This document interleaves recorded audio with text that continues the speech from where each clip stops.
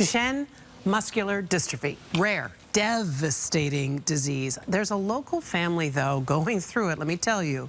They're determined to not let it define them. In fact, they're using it to try and change the world. Brooke has their story. When you first meet the Stacy family, you might be taken back by how kind, friendly, and personable they are. But they have also suffered unimaginable loss, and they know there's more to come. In all honesty, you're in constant grief because it's a horrible disease. Kelly and Bill are the proud parents of 4 boys, but their lives were changed forever when 3 of them were diagnosed with Duchenne Muscular Dystrophy. It's an extremely rare disease that leaves kids, mostly boys, with impacted motor function. Most will eventually end up in a wheelchair, and there's no cure. The average life expectancy, 25 years old. People are just starting college and figuring out who they want to be and starting their careers when they're 25.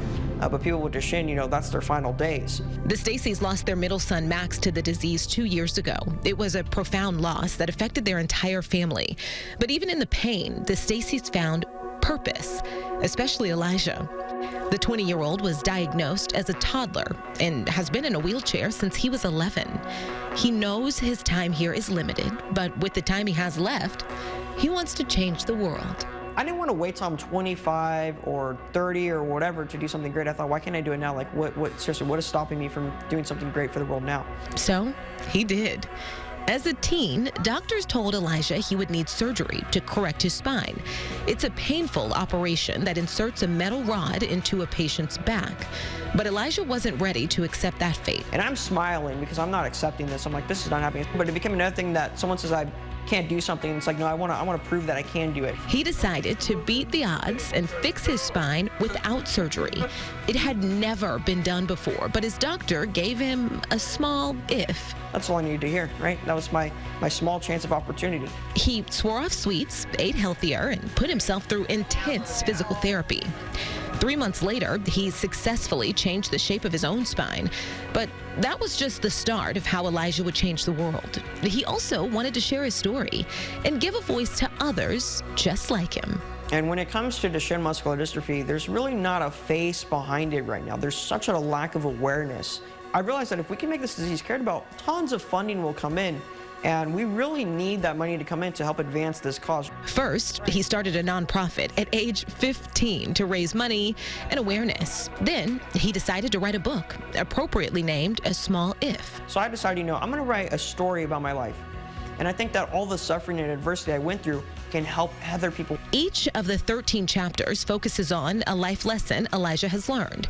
Lessons we could all benefit from. Lessons he hopes will change the lives of anyone who reads it. Whether they have Duchenne, whether they're in a wheelchair, or whether they're just going through emotional problems, whatever challenge or adversity they're going through, I believe that my suffering can be used to help them with their suffering. It's a path his parents are very proud of. And he truly cares about people, and his biggest goal is to tell all of the boys' story, all the boys with Duchenne's story. And the takeaway Elijah wants others to have? When you're facing adversity, realize, okay, this is a chance to improve my character.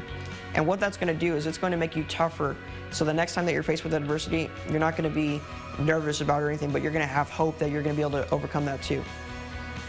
Brooke joins me now. Elijah is something. What a force of nature he is. Here's the thing. Is there not... We can do so many things. We can send people to the moon. We can clone sheep. We can't get testing to figure out if a child is facing this or if a family is likely to have kids that are facing this. Right, and can you imagine that? Still no testing during pregnancy. Typically families only find out once their child exhibits symptoms as a toddler. This family going through that 3 times. Now, okay, so there's other siblings in the family, right? There's a 4th child, does not have? Duchenne, he does not, and he's actually the oldest son.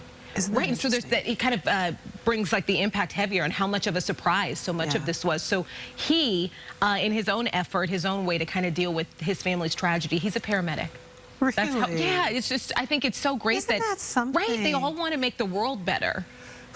Man, your lived experience informs how the choices you make in life and what you do for work. And oh my God. Okay, so this family is extraordinary. Where do they find their strength? It seems like from each other, right? The family says some days are harder than others, but They try to take it one day at a time and find joy in little things. By the way, Elijah's book.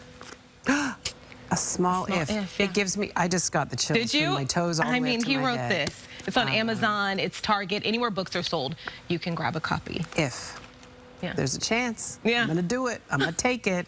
Elijah, thank you for your message, brother. That really was powerful. Don't you need it? You feel like you don't even know, right? On a Friday? Yeah. Yeah. No, I didn't know I needed it until I got it. Same. Thank you, Brooke. You're a gem. Appreciate you. Up next. Thanks, Michaela.